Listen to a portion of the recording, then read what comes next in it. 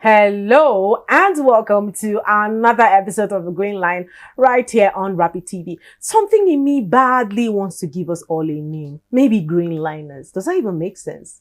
But yeah, hi people. I hope you've been having a fantastic week so far. My name is Martha Arlu and of course I am always here with you on the Greenline right here on Rapid TV. And today we go again with yet another important conversation. We have heard talks about Nigeria crashing the export market, ginger no longer in the market. And if you have been to the market as many times I've been, you'll realize that ginger has become a very scarce commodity.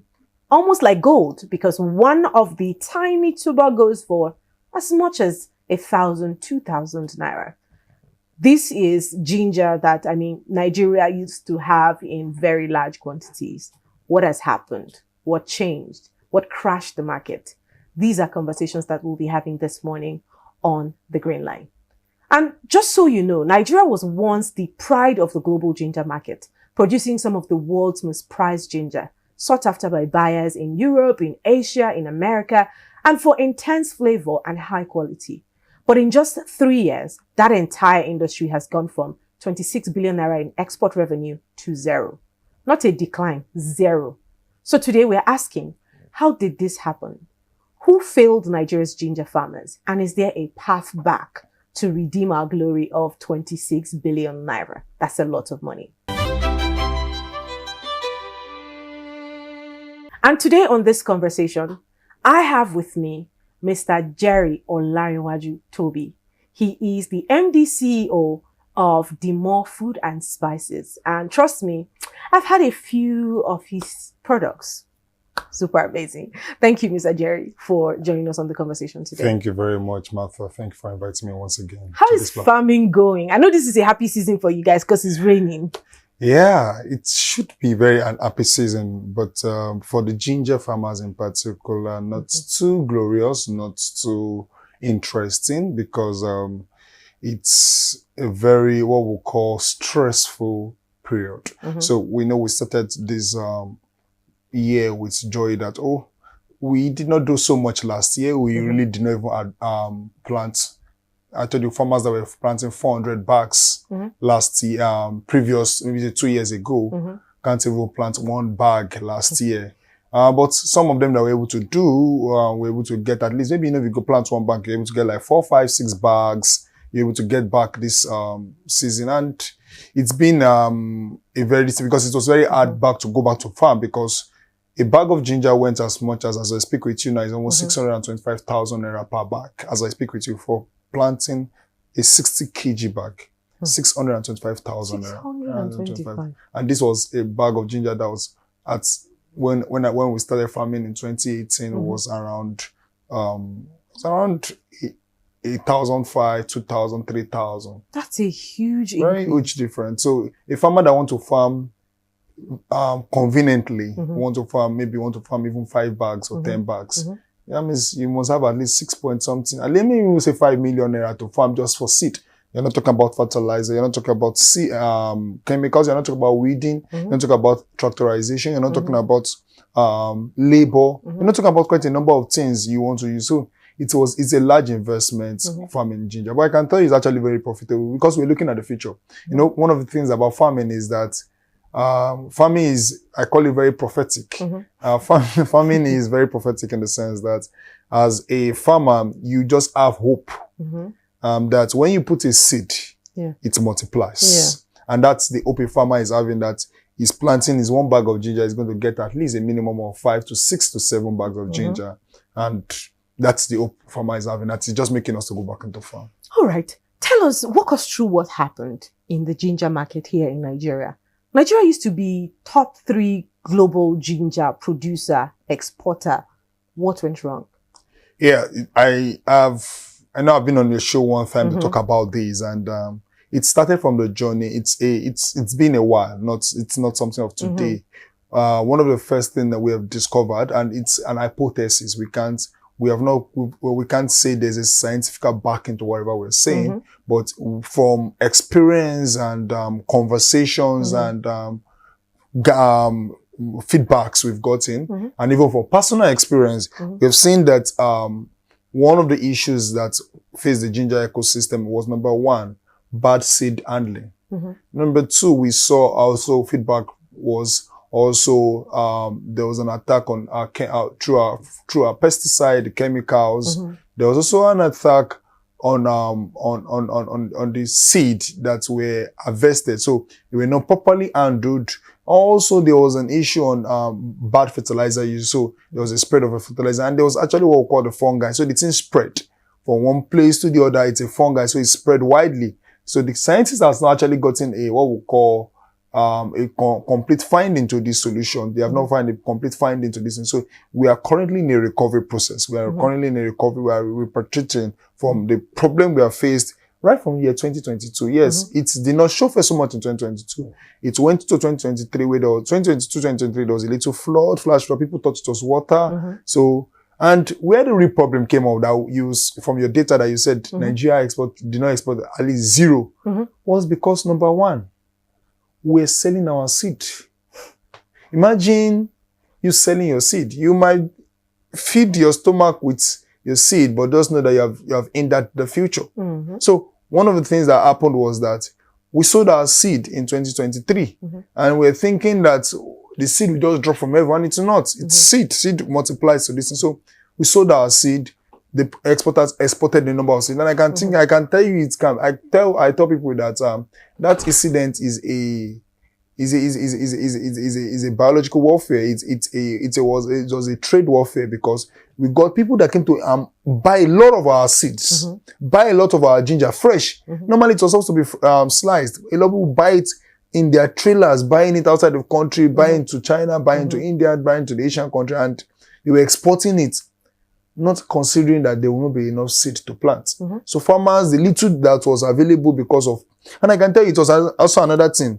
There's also what we call economic difficulty. People were struggling to live. So people wanted to sell as far as I can sell my products, why will I keep the seed?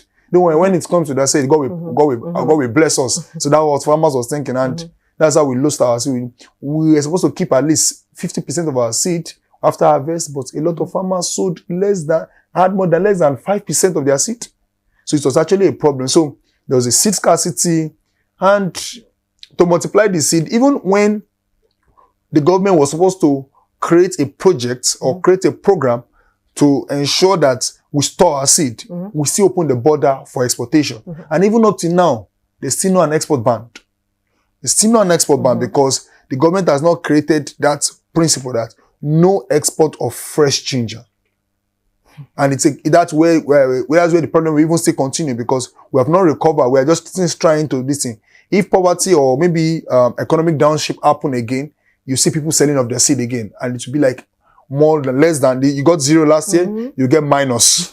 But if the government have seen the effect of these over the years, because like you said, it's not something that just started today. It's not something that happened today. It's been a gradual process, and because these policies were not set in place, it got to this point right Exactly. now. So what do you think, or why do you think the government is not doing anything at all when it comes to regulating this sector? And if at all they want to do something, what can they do?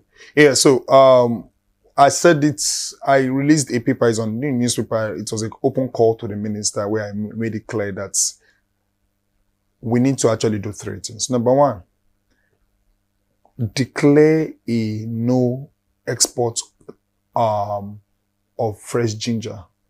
No, at no account must you export fresh ginger. At no account. Secondly, set up what we call a program on seed multiplication for ginger. Setting up a seed multiplication for ginger is by you saying that, okay, I've said no exports, the seed we have, we multiply it. Work with the Bank of Agriculture, work with the NADF, work with institutions, work with the federal ministry. Set up a committee that will ensure that when farmers are about to, now it's already late because you doing this time around is already late. What the government should do now is that at harvest in November, from October, from now, if the planning can start, it will be very good. From October, start buying off those ginger from farmers. Buy those ginger off from farmers and ensure that in the next planting season, which is 2027, we are coming back and saying every seed that we harvested, every farmer go and get one bag again. we are going to plant this thing. We are multiplying it. And before the next 2-3 years, we're seeing that Nigeria is back to the second producer and can even be the top producer. Knowing that government is already creating this, entering this ecosystem, it's going to see that they're going to create more standardization. Government can actually bring in global practices. Government can bring in market access for these farmers, can give in market access for processors, can okay say, okay, we can create an ecosystem in this, create a value chain for this, and create even jobs for this. So if the government is stepping in from this seed, I can tell you that there's a beautiful solution ahead. Fantastic. Now, we saw that the government did intervene. Because according to report, it says that 1.6 billion naira was released to support the farmers in October 2023. Yeah. Now the question is, what happened to that money? Because I was also following the account of Florence Edwards of the Ginger Growers Association, and she did make mention of the fact that the support never reached the farmers. Funds went to political appointees, not real farmers. Well, I beg to differ. I'm not a politician. I'm a business guy. I'll tell you that the 1.6 billion naira, people did not get it clear. It was what we call a relief and revitalization system. So now this is it. Relief in the sense that there was a crisis. What the 1.6 billion naira was through the NADF was that they told them to go and plant other crops. So you're not solving that problem yet. You're just telling them, okay, you have a problem you have been faced with this crisis. I just want you to continue your livelihood so that you don't lose your livelihood and don't lose your entire income.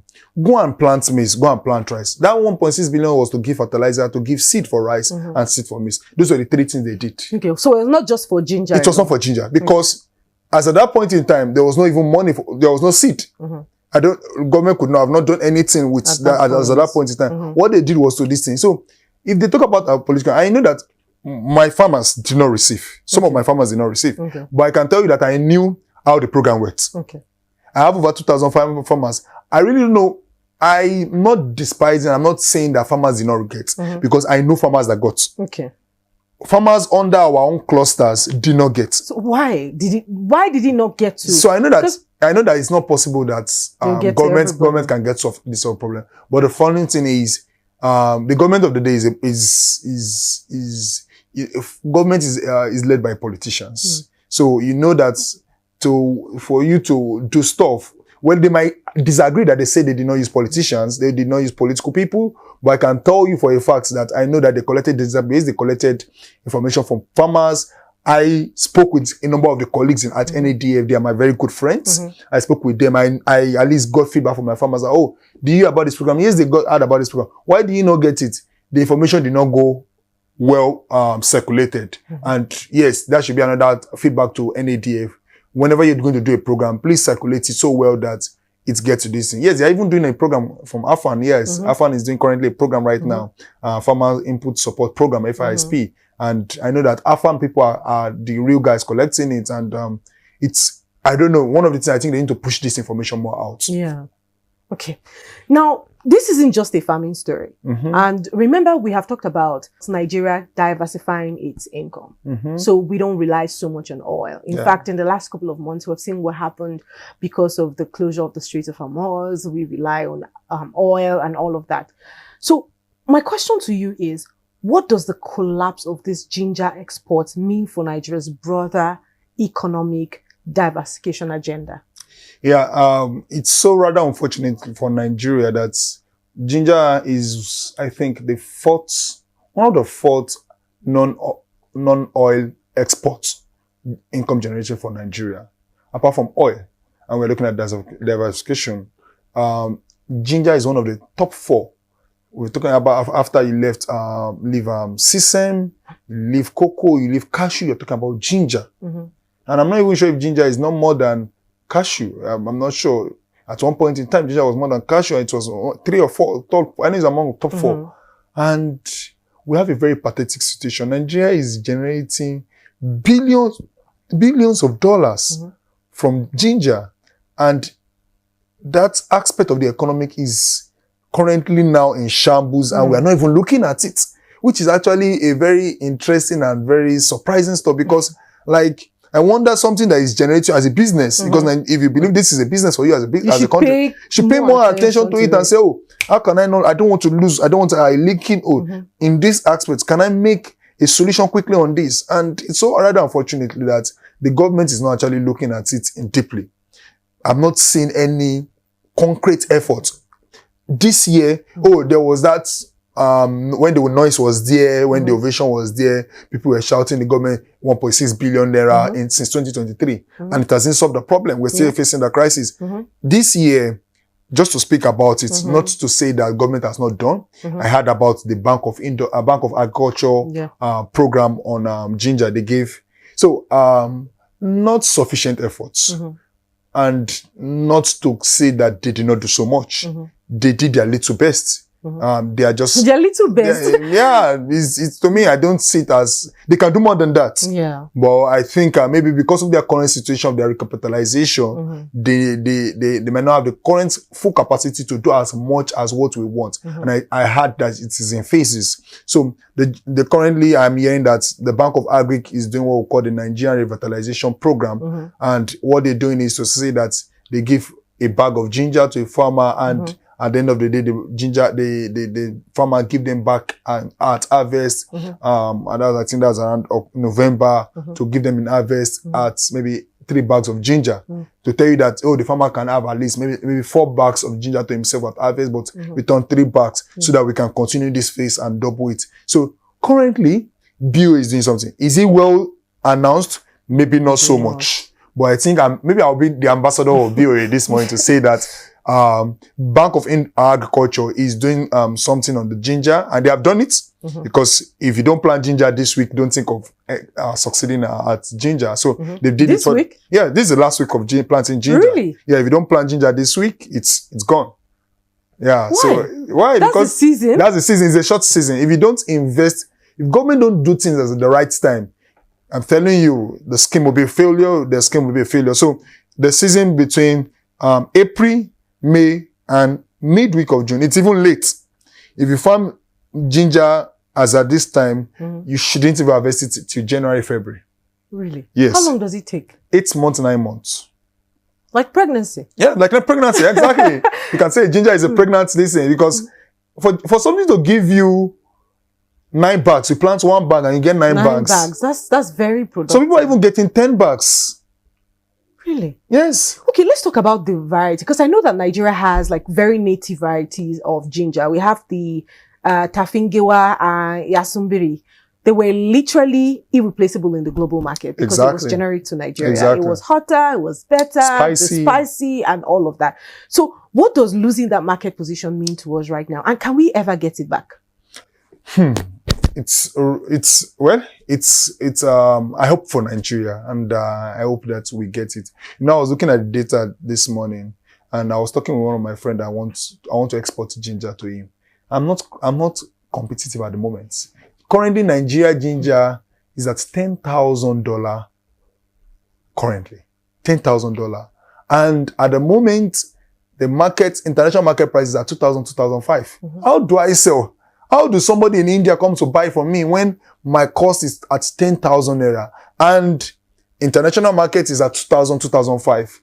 I can't sell. So I'll keep my ginger. I keep your ginger to yourself. So it's rather unfortunate to see that Nigerian ginger here is highly demanded, but not buyable. Let me use that English. Like Nigerian ginger, even though it's spicy, author. And that way we see about the infiltration of a lot of some interesting variety. I don't want to call it the Chinese variety, but I've called it the Chinese variety. Because I've heard ginseng is different from ginger. Yeah. It's actually, there's actually a variety. I really don't know the name at the moment, but it's actually a big, I call it the yam variety because it's bigger. But the back is almost peeled. Exactly, yes. Yellowish, very much like this. And you're like, because it's bigger, this thing, but it's not that Nigerian ginger. It's not the ginger that when you open the ginger, like, you get choking. It's not like, because Nigerian ginger, one of the things in the international market, why they like Nigerian ginger is because you just need a little of it. It goes a long way. It goes a long way. You need a little of it in your pharmaceutical products. You need a little of it in your spices. You need a little of it in your seasoning.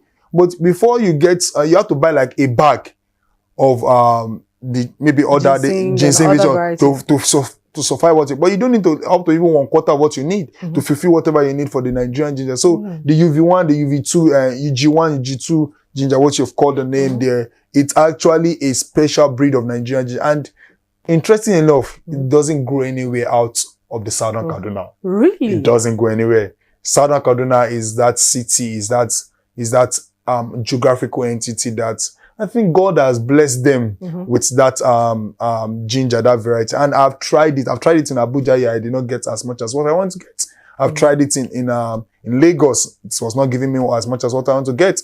But when I went back to the base, you got the exact I got the exact one. All right. Seeing your exposure in this market, Dori, I know that you deal directly in that. In fact, you have gone into processing. Yeah, I'm processing as well. First, I would like you to answer about the processing market. How is that? Do we have a place in the processing market right now, seeing the crisis that we have in ginger? So, and one of the things, I'm happy you're asking this question, because that was one of the things that made me go into processing. 80% of Nigerian ginger actually goes raw.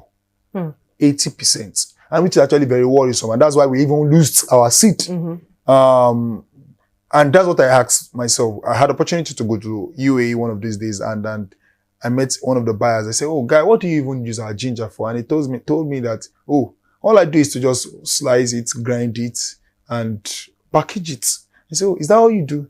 Yes, he said, "I have a lot of workers and I employ a lot of people, at least to create job." I said, "Oh, is that what we cannot do in Nigeria?" And I said, "Oh, I think I'll go back to this thing. From farming, I said I will add value to my this thing. And I can tell you, from we processing ginger in our bottle packs, we're processing ginger in sachets.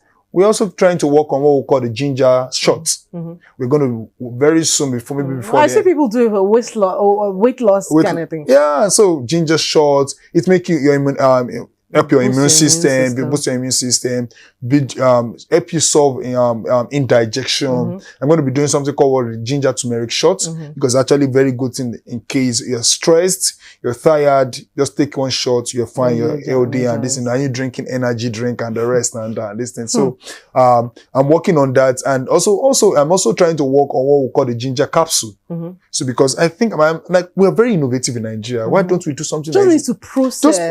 Just process. It doesn't cost you getting a grinding machine, you getting the capsule, getting the plastic, getting this thing. It's something that can be done. I tell you as I speak, I can send you videos of people working in our factory at the moment. We have more than 30 young women working currently in our factory now, from students that are coming to young graduates. We're employing them and giving them, creating jobs, creating opportunities. So the processing fact, as at this moment, is not being supported. We're expecting someone at the BOI to see that, oh, businesses like young guys like us that are growing, to be able to support us, to see that, oh, can we support them and grow to that scale, to become that large scale, to settle the pharmaceutical need, the international market space and this thing. So those are what people like BOI. Yes, I won't say BOI is not doing their best. BOI, we got some FGN, MSME fund from them, but we think we can get more from them, and we can get more funded from them. All right. Now, just quickly tell us if you should say, or if you can say one thing right now to the Minister of Agriculture regarding this ginger situation and preferring solutions, what would it be? Wow, this is a very big task, because the minister is actually a very good person to me, and I've been fortunate to be a beneficiary of this. He has visited my factory. He has supported my business in some way, and he has my spices in his house. So I can say, I just want to say this. I know he has very good intention for the agricultural ecosystem, but sir, with all humility, I will say this, that for the Nigerian ginger sector, it's going to bring billions of dollars into the ecosystem. And I can tell you, number one, sir, we'll be asking that you work with either the Federal Executive Council to see how they can stop export of ginger. Number two, sir, if you can set up a committee, I know there have been several committees, but if you could set up a renewed committee, I want to use that word, renewed committee, to see that we ensure that the seed multiplication is properly done. bring in the back of agriculture. Don't bring in too many people. You can bring in just a 10-man committee to ensure that this ecosystem is being revitalized. This ginger is being planted. And thirdly, sir, I can tell you, if you can actually set up a fund, a ginger fund that especially goes for ginger and for the revitalization and for the expansion of ginger. So our appeal that, number one, we look at stopping export of ginger. Number two, we set up a 10-man committee to see that the ginger seed multiplication can be done, and also a fund, and that fund is going to go into seed multiplication and research and development, and also for processing facility, so that we can actually generate back what we have lost in the past 4 or 5 years. All right. Thank you so much, Mr. Jerry, Toby, or Larry Waju, for joining us on the conversation this morning.